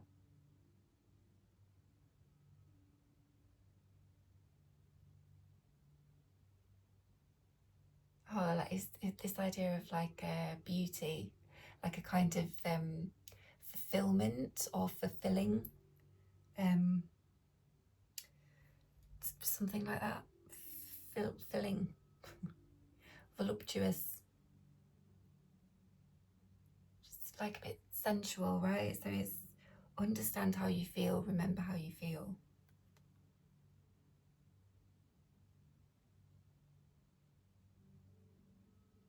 Right, so if what you don't need to understand or hold is filtered out, right, which I think that might be happening,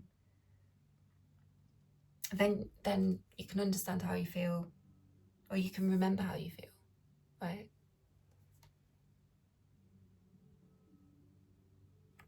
So move out what was perhaps getting in the way or obstructing that, right?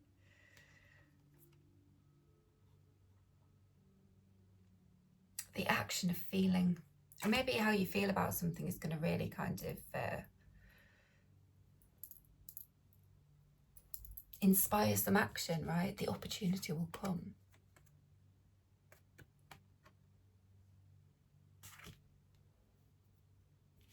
Because you've willed it to come. It's that true will as well, man. That true will. Very important true will.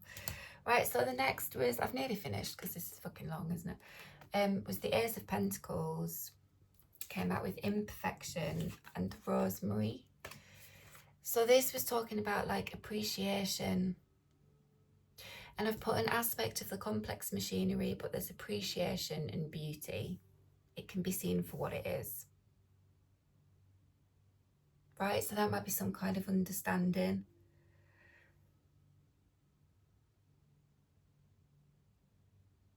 Yeah, some kind of understanding, maybe about like the psychology, maybe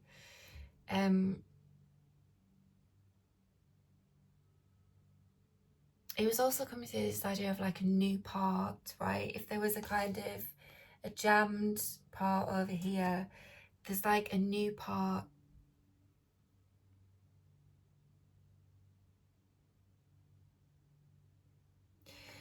And it's the fucking regeneration again, right? Because this kind of came through as like, in some respects, like jamming the machine. It was like almost like a handful of like hair or something, right? Kind of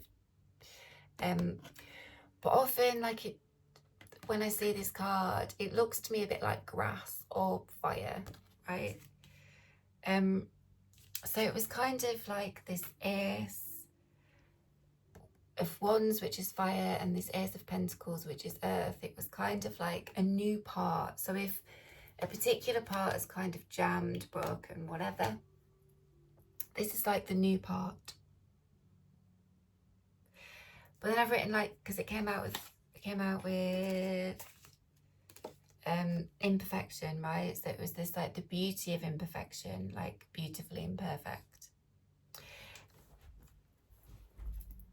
But it was I'll be talking about beauty, right? Like beauty as well. Beauty isn't like necessarily like the really intricately, perfectly turned out, really polished, kind of neat thing, right? In whatever kind of sense, right? Because it was this idea of like cultivated flowers and then like weeds, right? Which is a kind of like a derogatory name for sort of wild flowers, right? Wild plants.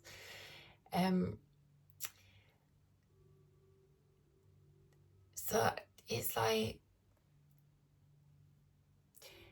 they're both beautiful. You have to kind of appreciate them for what they are, right? That is how you truly see the beauty, is when you can kind of look at something how it is and be like, oh yeah, that's lovely, and that's also lovely. And it's that there was the idea of like how humans, not all humans, but there's a bit of a tendency for people to want to kind of get rid of weeds, right? And think weeds are like, right, like a blight on their garden. But actually, like, they're just so important for the ecosystem, aren't they? I love them. Like wildflowers, right? You really need those habitats. You really need those genus of plants. Like, you need them. And they just look different from cultivated flowers, right? They're just as, you know, they do the same amazing things, right? They do the same amazing things. Because flowers are phenomenal. Like, they're absolutely, like, biologically phenomenal things, right? And there's a huge amount of variety. So they're all just these very sort of innately beautiful things with this really high level of functioning, like biological functioning, right? All these really kind of, like, they can talk to each other. Plants can talk to each other and respond, right, to each other. They're amazing. It's things that we're only just finding out plants can do. It's like they're really incredible. But it's all of the plants, right?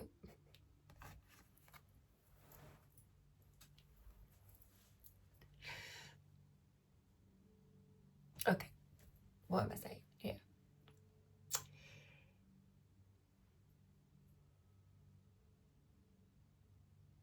It's like, yes, the kind of cultivated lovely thing is very beautiful, very there's a lot in that, right? That's very gorgeous. But there's also, this is kind of coming through a bit more like with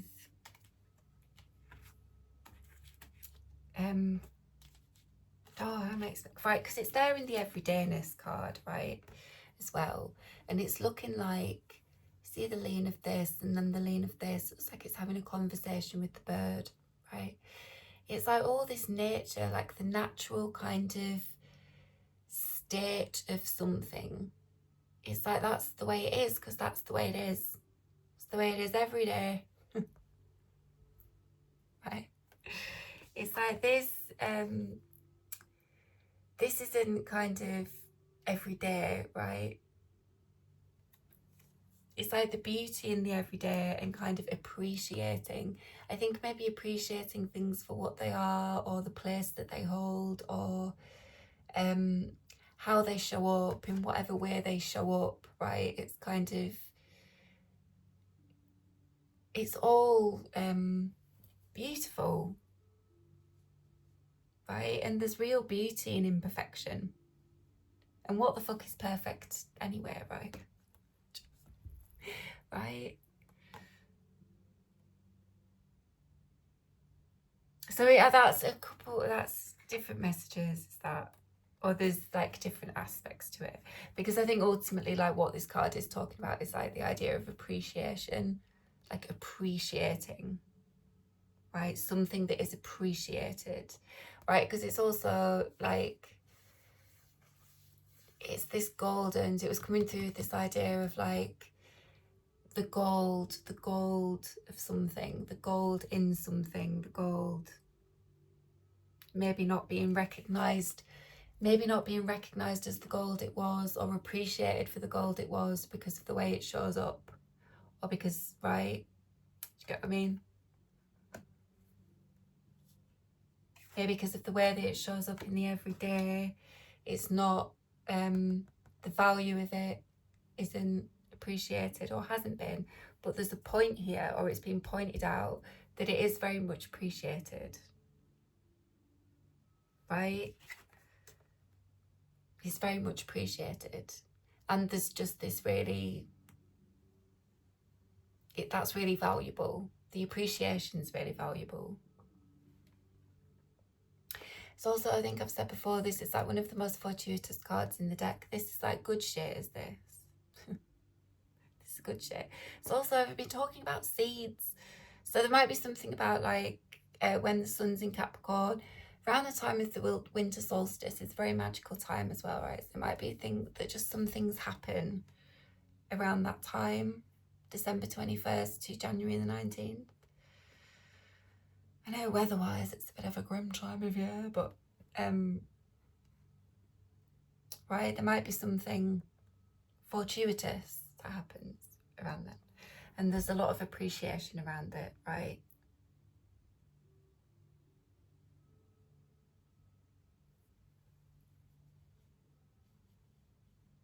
Being seen for what it is.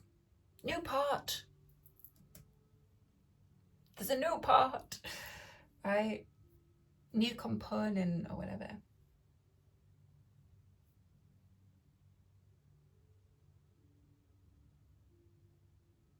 Yeah, I've put the way people treat weeds, the characteristics of weeds. But then I've put the new needs, the perfectly imperfect, right? The new needs that, right? Because it needs the regeneration. This, right? Do you get what I mean? This kind of indicates like a regenerative aspect, right? Because it's this really natural kind of thing. It's this really organic thing.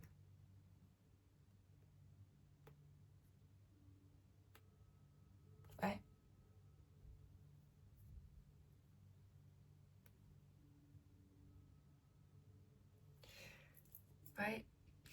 Right? If we look at the aspect of this as like communicating like something that's maybe very ornate or intricate, or just kind of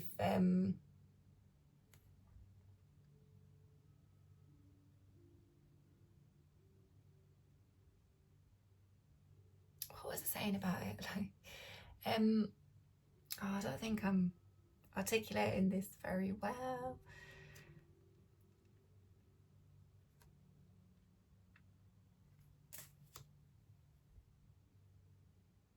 But all the cards have come out together, right? So it's kind of saying like, yes, all of it, equally, right?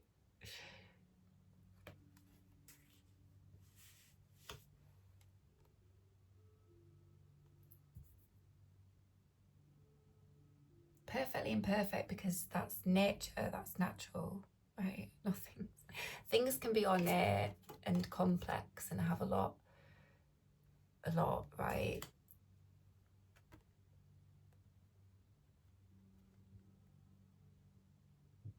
Right.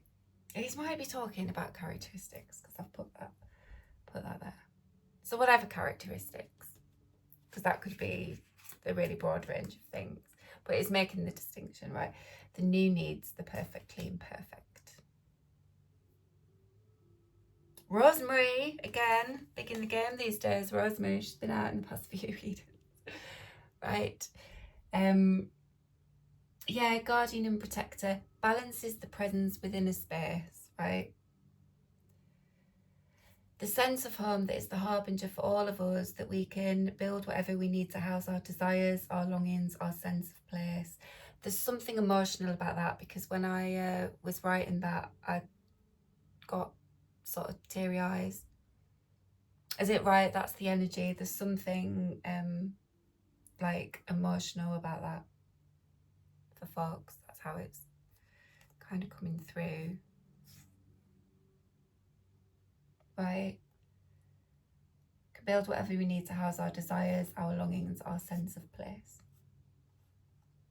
Holder of belonging, Rosemary, right? It's that deep, unconditional, I will cross time and space for you kind of love again. Okay, so then what's going on there? Right, so the next was Hanged Man, Everydayness, and Dogwood, the Loyal. Okay, so right, this was communicating some kind of discomfort from what's observed, like an uncomfortable position. A possible period of discomfort from October the 22nd to January the 26th, because Neptune has just retrograded back into Pisces, right? So it's just like a big, like, universal shift in energy.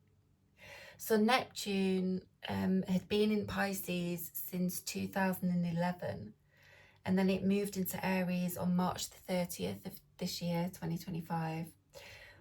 But on October the 22nd, which is yesterday from when I'm recording this, it retrograded back into Pisces, and then we'll go back into Aries in January 2026, where it will stay until March 2039.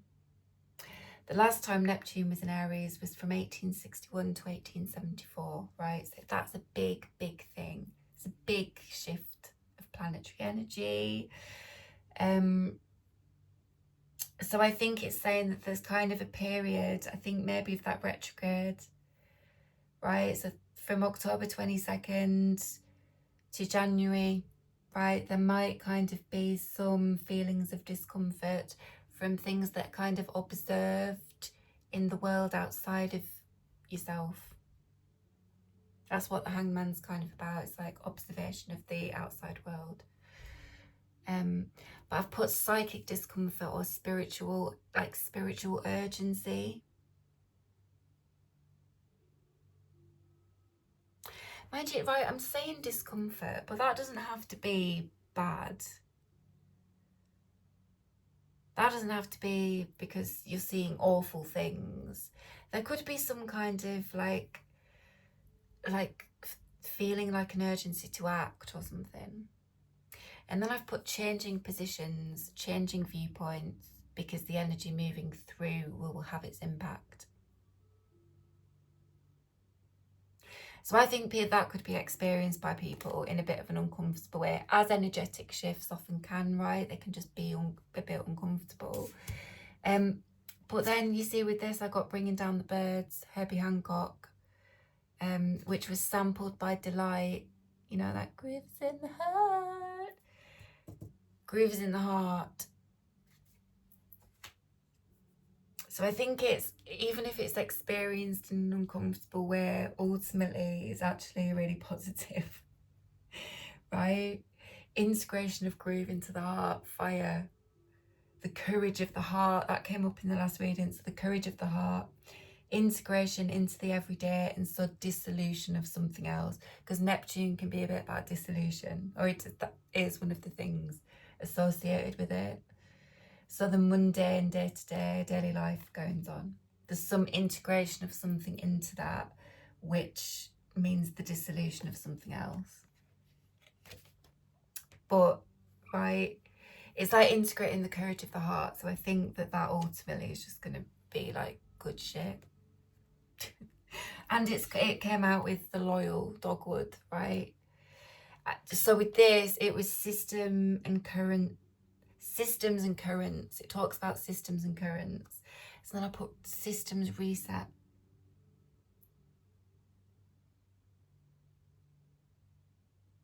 Yeah. And then it's this idea of like deciding our own story, deciding how we work with what we have and how we treat ourselves and others.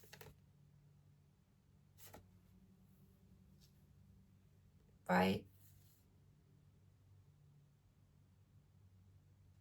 It's nice, right? So whatever is going on here, there's whatever's going on, there's still loyalty and there's this courage of the heart. So this feels very, and there's 4 fucking aces. So this feels yeah,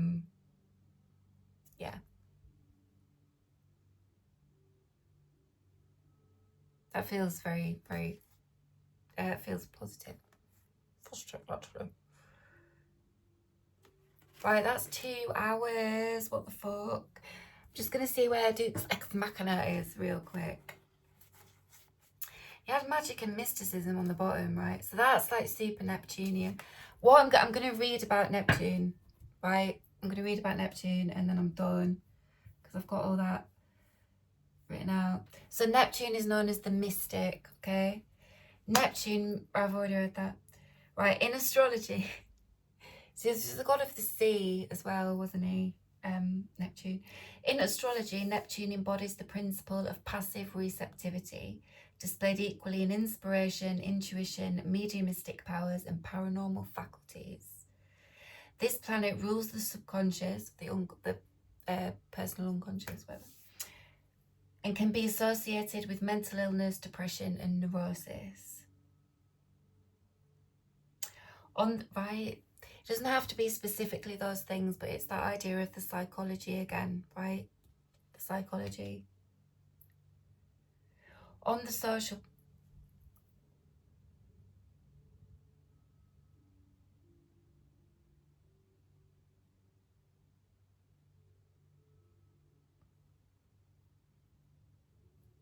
Right, my neurosis, it might be something about neurosis there. Can be a bit obsessive. I think, is there something that this King of Wands, even though they're not in this, that they can understand some aspect of this psychological thing. They can understand, right? If you consider the psychology, if you let yourself do that, you can understand it better because, right?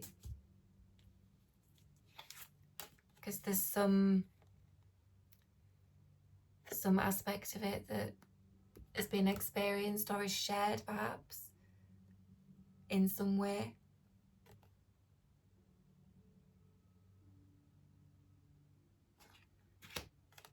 Right? But they're not in this anymore, maybe. Right.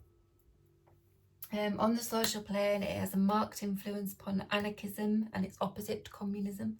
This was written in 1969. Upon irrational or surrealist movements. Under its influence, 2 are gases, toxic ones, narcotics and radiation, right? Including radiology, broadcasting and television. Okay. Neptune is the archetype of universal integration or dissolution. It may comprise lack of differentiation